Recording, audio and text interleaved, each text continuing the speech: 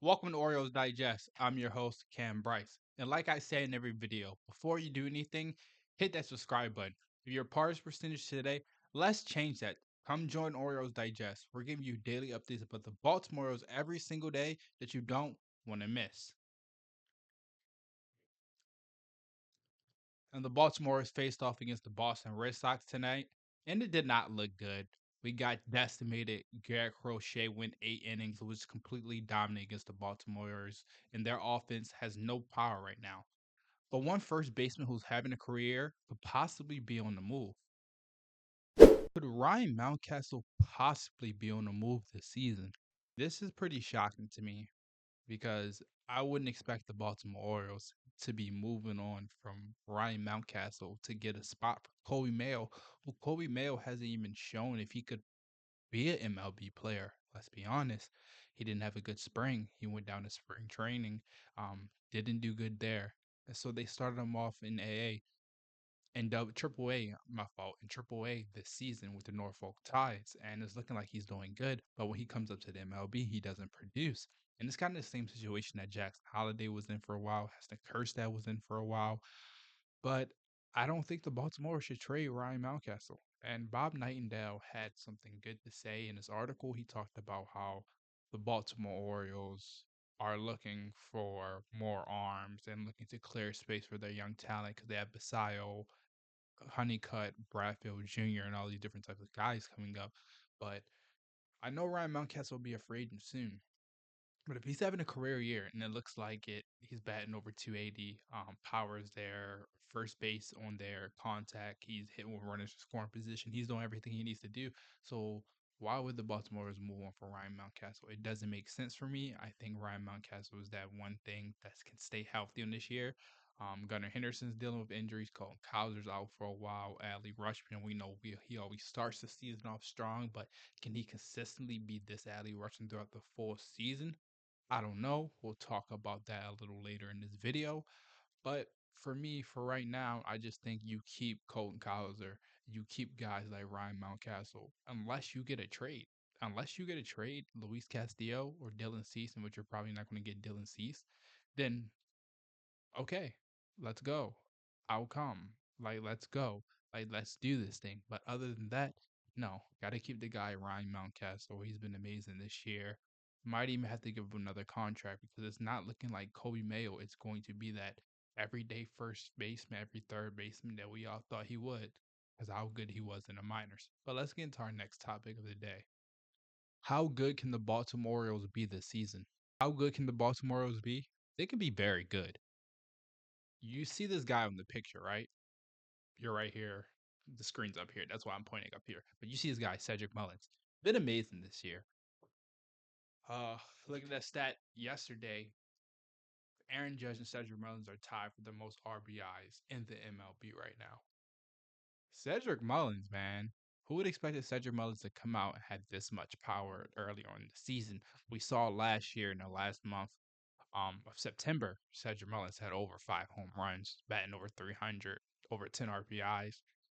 He looks like how he looked in September, and that's good. We need guys like Cedric Mullins to step up. The Baltimore's need more guys, especially with injuries. The pitching staff is not that good this year, so the Baltimore's need every ounce of guys they can get. And a guy like Cedric Mullins, who's in a contract here, say Cedric Mullins hits around 24, 25 home runs this year with about 28, 30 stolen bases. What do the Baltimore Orioles do?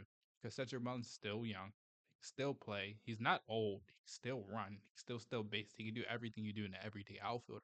So what do? Because you have Heston Kjerstad, you have Vince Honeycutt, you have Enrique Bradfield Jr., Dylan Beavers, all these different types of guys. And if you don't re-sign Cedric Mullins, because I'm pretty sure you're not going to have signed Cedric Mullins for cheap. He's not going to take no 4 year, $30 million contract because he knows his worth. If he has a career year, then it puts the Baltimore's in a bad spot. And honestly, I would re-sign Cedric Mullins because I know Enrique Bradfield Jr. is this very talented guy, very talented. But he could also be in right field. He could also be in left field. Never know what's happening with Colton Cowser, Heston Kjerstad, and Tyler O'Neill situation. But Cedric Mullins has been a bright spot for the Baltimore this season, including Adley Rutschman, who started this season off. He looks great defensively. He's throwing guys out. That was the big question about Adley. Can he take that next big jump as a catcher? And it's mostly not all on the offensive production about what they do in defense. We saw last year and a couple years ago, Adley Rutschman really struggled with getting guys out. Batters would just run on him. Teams would run on him because they knew Adley Rutschman is just not that type of catcher. But now, if you can develop into a great defensive catcher and a good power hitting offensive catcher, the Adley Rutschman could possibly be in the rankings for one of the best players in baseball. Now it's going to be a good year. I think the Baltimores will win over 85 games. I think they'll be very good. I think you'll get Kam Brice back at some point. Grayson Rodriguez will be back. And the starting pitching has not looked good at all. K. Pavich went out there, didn't look good.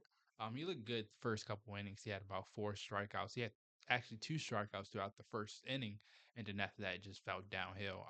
We all know his problem. When he walks batters, he can't finish the day. So if once K can figure it out, he'll be good. But other than that, the Baltimore Orioles, honestly, I think they're doing pretty good for what the injuries and the worth they're getting to. And that's going to take me into my next topic of the day. And I'm going to talk about how this injury impacts the rest of the future for the Baltimore Orioles in 2025. Colton Cowser will be sidelined 6 to 8 weeks with an injury. Now, I didn't see the play, but they said Colton Cowser slid back into first base, and that's when he got hurt. As a baseball player, you always know the rule: don't slide back to first base. Nothing good comes on that. And trust me, I've been hurt plenty of times sliding to first base, and I promise you, I never did it again after that. But Colton Cowser is a tough pill to swallow because he was very good. He was looking very, very good to start the season. He wasn't that good in spring training.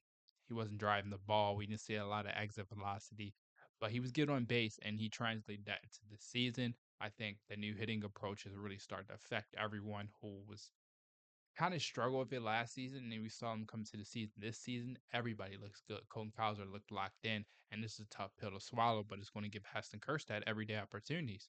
Heston Kjerstad might turn into an everyday player. Ramon Laureano, he looked good the other day when he was playing. Heston Kjerstad looked good in a couple of bats. I know he had a hit in about four bats, I think, yesterday. But other than that, I think the Baltimore Orioles are kind of in a good spot. I think it's tough losing Colton Cowser for 6 to 8 weeks.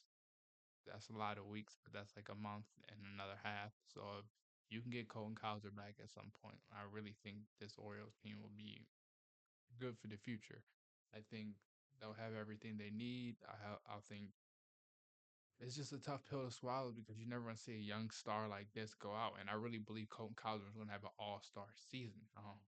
It's it'll take a lot for him to be all star this year because if he comes back, he'll be already a month behind everyone. And he'll have to go on like a 20 home run game hit streak. But yeah, it's a tough pill to swallow. I think the Baltimore Orioles done right by this. It was shocking. I didn't see the play honestly, so I was very shocked when I saw woke up and said Cole Cowser was hurt. But that's all we have for today, folks. Thank you for joining me on Orioles Digest. Me and my host, John, will be having a live stream in over a couple of days, just previewing the first couple of weeks of the MLB season. Before you do anything, before you leave this video, hit a like, comment, subscribe, and come join Orioles Digest. From Orioles Digest, I'm your host, Kam Brice.